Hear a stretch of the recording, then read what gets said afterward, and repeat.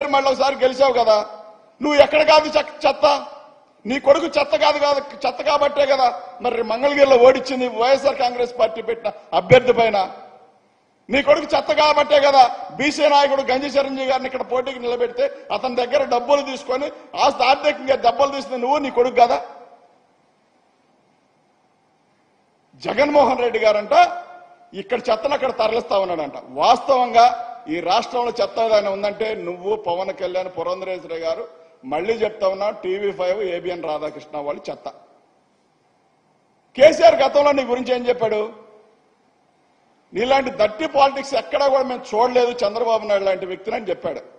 ఎక్కడో కాంగ్రెస్ పార్టీ గెలిస్తే అక్కడ సంకలు అక్కడ ఆయన ఏదో గెలిచినట్టుగా చంద్రబాబు నాయుడు ఇక్కడ సంకలు గుద్దుకుంటూ మరి పండగలు చేసుకున్న సందర్భం మనందరం కూడా చూసాం. ఎందుకంటే సింగిల్ గా పోటీ చేసి గెలిచే దమ్ము లేక అక్కడ ఎవరో పిల్లలు పుడితే ఆ పిల్లల్ని ఎత్తుకొని తిరుగుతూ ఉంటాం. లోకేష్ కి చంద్రబాబు నాయుడుకి అలవాటే, ఇదేం కొత్త ఏం కాదు. అలాంటి వాళ్ళంట ఈ రాష్ట్రాన్ని అంటే అభివృద్ధి చేయడానికి ముందుకు వస్తా ఉన్నారంట. ఏ రకంగా అభివృద్ధి చేస్తారో చెప్పాల్సిన అవసరం ఉంది కదా. ఇప్పటి వరకు 14 సంవత్సరాలు ముఖ్యమంత్రిగా ఉన్న చంద్రబాబు నాయుడు నేను ఇది చేశాను కాబట్టి మళ్ళీ ఇదే పాలన కొనసాగిస్తాను, మళ్ళీ మీరు నాకు ఓట్లేండి అన్నాడు. దమ్ముందా? జగన్మోహన్ రెడ్డి గారు నవరత్నాలు అనే పథకాల ద్వారా రాష్ట్ర ప్రజలందరికీ సంక్షేమ పాలన అందిస్తా ఉంటే ఈ రాష్ట్రం అప్పుల పాలైపోతుంది. పేదవాడికి ఇల్లు ఇస్తే ఊరుకోము, మా కుల రాజధానిది, మా కుల రాజధానిలో సామాన్యులు, పేదవాళ్ళు, ఎస్సీలు, బీసీలు ఉండకూడదని చెప్పి మరి దుర్మార్గంగా కోర్టుకెళ్ళింది నువ్వా కాదా?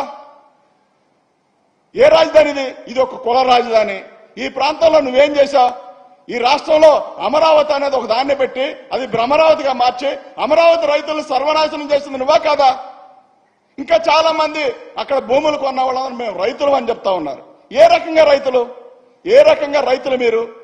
అది సాలదు అన్నట్టు మీరు ఒక సినిమా తీసుకొని, రాజధాని అయినా ఒక సినిమా తీసుకొని, ఫైల్సో నాకైతే తెలియదు కానీ మరి తెలుగు ఫైల్సో ఇంగ్లీష్ ఫైల్సో నాకు అర్థం కాల.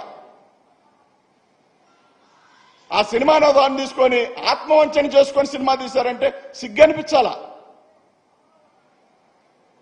ఈ రాష్ట్ర రాజధాని అని మీరు చెప్పినప్పుడు జగన్మోహన్ రెడ్డి గారు గవర్నమెంట్ భూమిలో మరి రాజధాని పెడితే బాగుంటుంది, మనం అవసరమైతే కాదు కూడదంటే ఒక 2-3 వేల ఎకరాల భూములు తీసుకొని దాన్ని డెవలప్ చేస్తే మిగతా భూమి రైతులకు వదిలేస్తే వాళ్ళు డెవలప్ చేసుకుంటారు, లేదంటే వాళ్ళు ఇష్టానుసారంగా వ్యవసాయం చేసుకుంటారని జగన్మోహన్ రెడ్డి గారు చెప్పారు.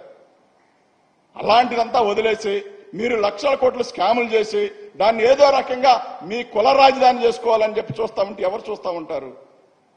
దాన్ని పట్టుకొని మీరు ఇష్టానుసారంగా మాట్లాడుతూ ఉన్నారు. రాజశేఖర రెడ్డి గారు హయాంలో రాజశేఖర రెడ్డి గారితో కలిసి నువ్వు ఎమ్మెల్యేగా, మినిస్టర్గా రాజశేఖర రెడ్డి గారి హయాంలో చేసావు కదా. రాజశేఖర రెడ్డి గారు ఉండగా ఆయన వయసు కదా నీది. ఆయన వయసున్న ఆయన నువ్వు ఆయన కన్న కొడుకుతో చూసి భయపడతా ఉన్నావు అంటే ఆయన కన్న కొడుకును చూసి నువ్వు భయపడతా ఉన్నావు. ఆలోచించుకో ఒకసారి. నందిగం సురేష్ అనేవాడు పంట పొలాలు తగలబెట్టాడని చెప్తా ఉన్నావు. మళ్ళీ అడుగుతా ఉన్నా, నువ్వు కావచ్చు, మీ ఆవిడ కావచ్చు, లోకేష్ కావచ్చు, లోకేష్ వాళ్ళ ఆవిడ కావచ్చు, ఎవడైనా మీ టీడీపీ పార్టీలో కోన్కిస్కే గొట్టం ఎవడైతే నాకేంటి, ఎవడైనా సరే సక్రమంగా పుట్టుంటే నార్కో టెస్టులకు సిద్ధమా, నాతో చర్చకు సిద్ధమా? ఒక్కసారి తేల్చుకోవాల్సిన అవసరం చంద్రబాబు నాయుడుకు ఉంది, ఆ పార్టీ నాయకులకు కూడా ఉంది. పొలాలు తగలబెట్టించి యూనివర్సిటీ దగ్గర మీటింగ్ పెట్టించి కొంతమంది పోలీసులతో తగలబెట్టించింది పత్తిపాటి పుల్లారావు, నారాయణ, శ్రావణ్ కుమార్లు కాదని మీరు ఎవరైనా సరే నార్కో టెస్టులకు సిద్ధమా? లేదా మీ మనవరాల మీద ప్రమాణాలు చేస్తారా మీరు? మీకు ఆ దమ్ముందా? నేను చేస్తా. చేతగాని సేవలేని సన్నాసులు మీరందరూ మాట్లాడితే అబద్ధాలు నిజాలైపోతే నిజాలు అబద్ధాలు అవుతాయా? మీరు జగన్మోహన్ రెడ్డి గారిని ఓడిస్తారా? మీరు అంతలా వీరులైతే రండి సింగిల్ గా. చంద్రబాబు నాయుడికి మళ్ళీ చెప్తా ఉన్నా, నువ్వంత వీరుడు సూర్యుడు అయితే, నువ్వు మగాడివే అయితే చంద్రబాబు నాయుడు సింగిల్ గా జగన్మోహన్ రెడ్డి గారిని ఢీ కొట్టి చూడు. ఉడతాబత్తి ఒక సబ్బెట్టి పట్టుమని 10-15 వేల మంది లేకపోతే వాళ్ళను చూసుకొని నీ పెయిడ్ ఆర్టిస్టులను చూసుకొని నీ ఇష్టానుసారంగా నువ్వు మాట్లాడుతూ ఉంటే ఇక్కడ అమరావతి పెయిడ్ ఆర్టిస్టులను పోగేసినట్టుగా అక్కడ కూడా పోగేసి ఇందాక జరిగిన సభ, ఇందాక సభలో ఏం జరిగిందా అంటే నువ్వు 400 మనిషికి 400 ఇస్తానని తీసుకొచ్చావంట. వాళ్ళందరూ తన్నుకొని గొడవాడుకుంటా ఉంటే మా పిల్లలు వెళ్ళి చూసి దాన్ని వాట్సాప్ వీడియోలో షేర్ చేస్తా ఉన్నారు. చూసుకో ఒకసారి. నువ్వు పోగేసిన 10,000 మంది 15,000 మంది ఎట్టొచ్చారు ఒకసారి చూడు. నీదే ఈ భాగోతం.